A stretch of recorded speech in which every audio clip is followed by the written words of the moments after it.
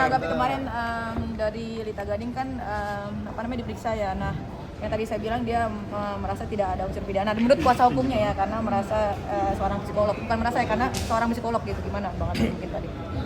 Nah, tadi ada surat dari nasional dari mana?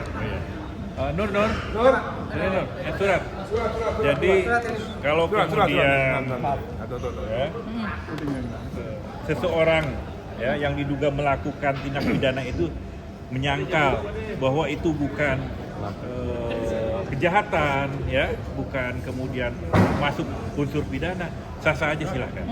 Tapi kenyataannya hari ini perkara ini sudah naik sidik. Apa artinya? Dari penyelidikan sudah naik ke tingkat penyidikan. Apa artinya itu? Bahwa di situ sudah ada diketemukan memang ada unsur pidana, ya kan? Untuk selanjutnya apa tahapan berikutnya? Tahapan berikutnya setelah bahwa diduga ditemukan unsur pidana, maka akan ada tersangka siapa yang melakukan tindak pidana. Jadi sudah sampai situ. Jadi kalaupun mau kemudian mengklarifikasi bahwa dia tidak melakukan kejahatan dan sebagainya, itu sah saja, biasa. Orang-orang yang ya penjahat saja yang membunuh, yang mencuri, kan kadang-kadang tidak mengakui. Jadi nggak apa-apa, ya. Yang selingkuh juga nggak apa-apa. Yang penting itu proses hukum berlanjut dan penyidik melakukan proses penyidikan dengan cukup baik. Nah, ingin saya sampaikan begini ya, ini adalah jurnal internasional, ya.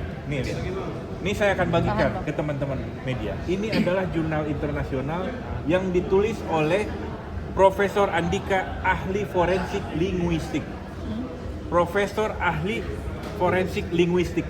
Hanya beberapa gelintir orang di Indonesia yang bergelar Profesor ahli forensik linguistik. Dalam hal ini Profesor Andika Duta Bahari. Dia menulis di jurnal internasional tentang perkara ini, yang pada intinya ya perkara tentang bullying terhadap Safia yang dikemas oleh sisi akademis.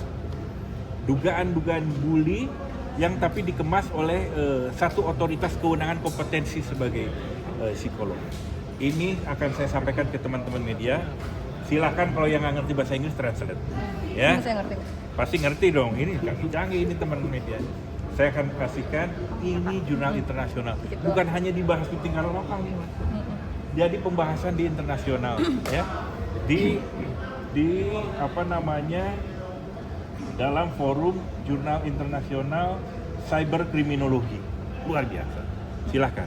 Dia sudah menulis bahwa ini adalah kejahatan yang terselubung. Ya. Kan kejahatan kekerasan ini bukan hanya bukti yang kita lampirkan ke polisi. Dan ini menjadi bagian bukti juga yang kita lampirkan nanti untuk kepolisian. Jadi begitu.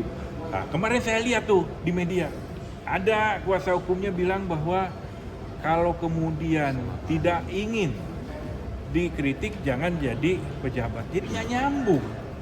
Nggak nyambung. Ini soal seseorang yang diduga melakukan tindak pidana kejahatan kekerasan psikis terhadap anak di bawah umur, bukan soal Ahmad Dhani sebagai pejabat publik. Jadi nggak nyambung, ngawur.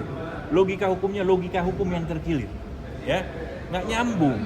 Kok kalau ingin jadi pejabat harus siap kritik? Mas Dhani ini udah anti kritik, dia bully proof, bukan hak kritik lagi. Dibully aja udah kebal, nggak ada masalah. Saya yakin bukan hanya sedang sekarang menjabat, sebelumnya juga masa public figure kritik, iya sering, ya kan?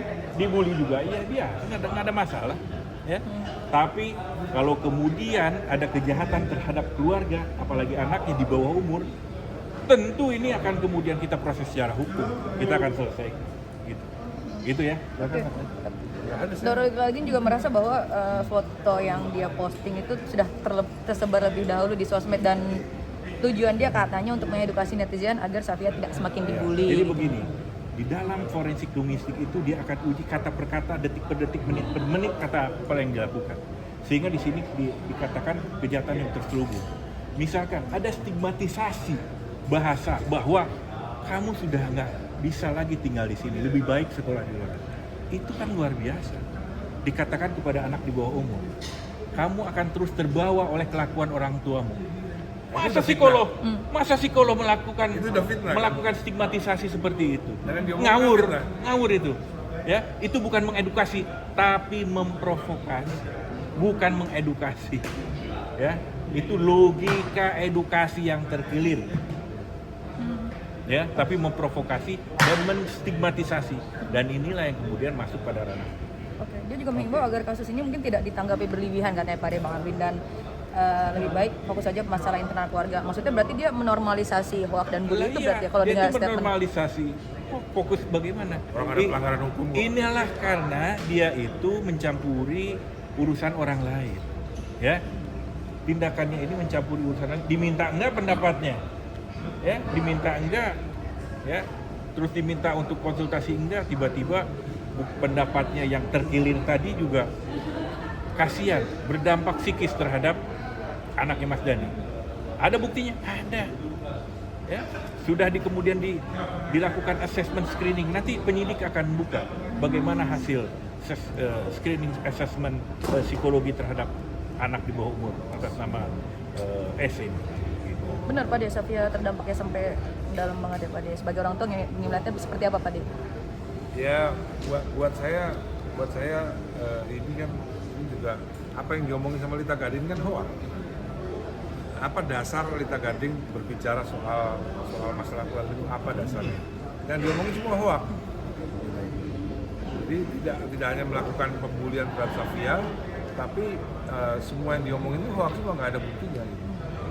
Buktinya cuma media sosial, gitu loh. Tidak ada bukti-bukti konkret. Dia menyampaikan bahwa apa yang sudah dilakukan orang tuanya ini berdampak.